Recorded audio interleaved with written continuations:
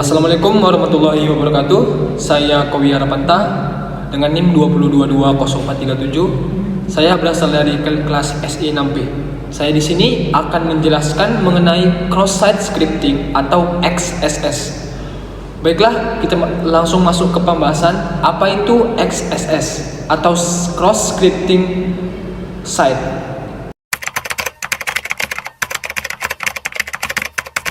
Cross-scripting site adalah eksploitasi keamanan di mana penyerang menempatkan malicious client and code ke halaman web. Serangan ini cukup sering terjadi dalam beberapa tahun terakhir, dan kebanyakan serangan ini menyerang website-website besar seperti Amazon, dan belakangan ini yang terjadi di Indonesia yaitu Bank BSI. Tujuan utama dari penyerangan XSS yakni untuk mengambil data, penting mengambil cookies dari user atau mengirimkan suatu program yang dapat merusak user. Namun seakan-akan penyebab tersebut adalah kesalahan website itu sendiri. Baiklah, yang selanjutnya. Maka dari itu kebanyakan dari serangan ini tidak diketahui secara langsung oleh pemilik user atau website atau yang mengelola website tersebut. Kondisi ini tentu sangat berbahaya bagi para developer web. Beranggapan bahwa pihak developer bisa dengan sengaja membuat kode berbahaya tersebut.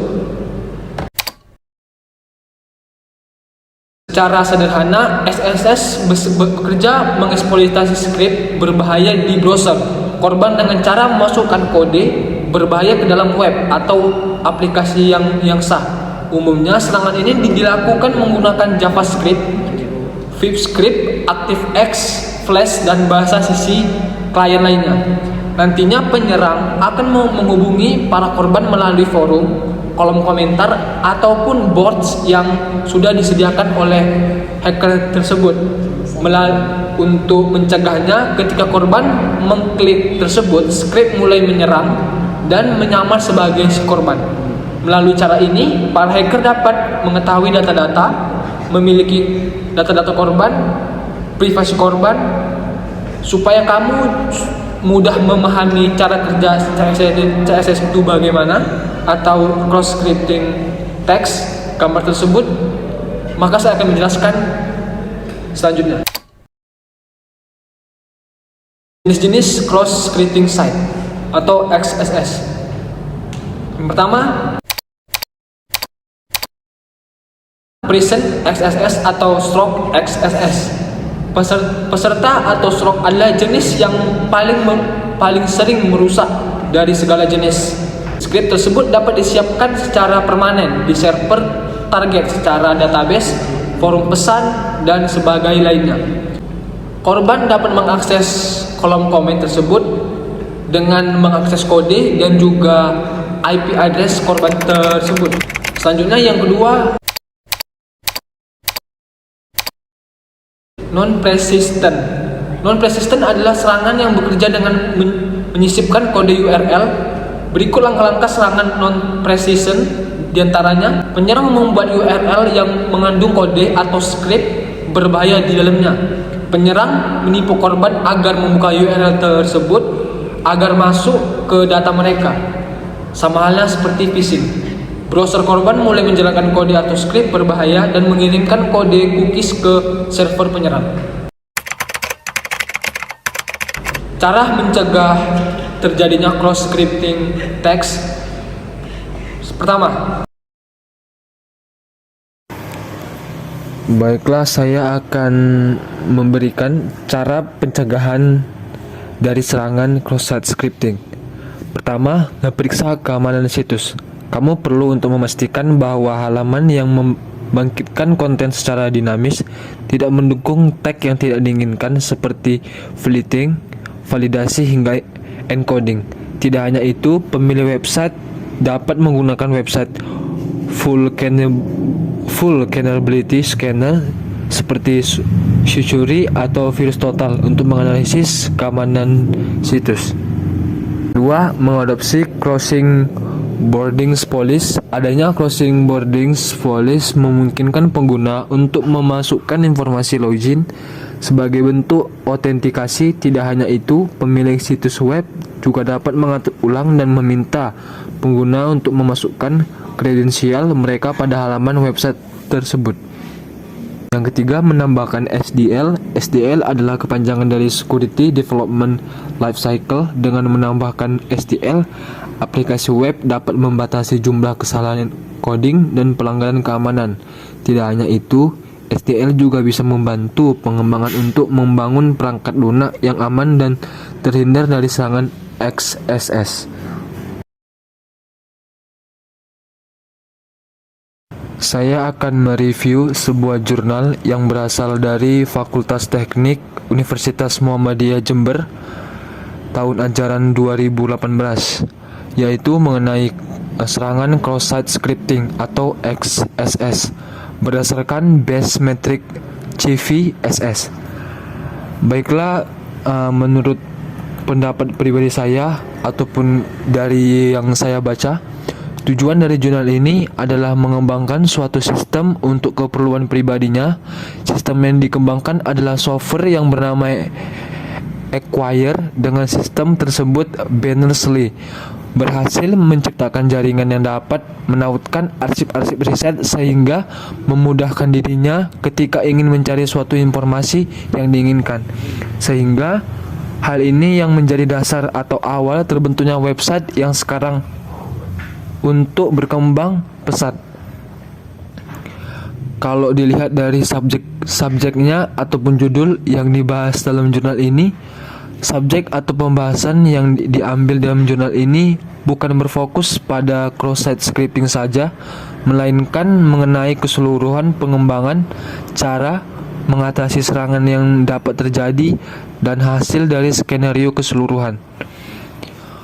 Kalau untuk metode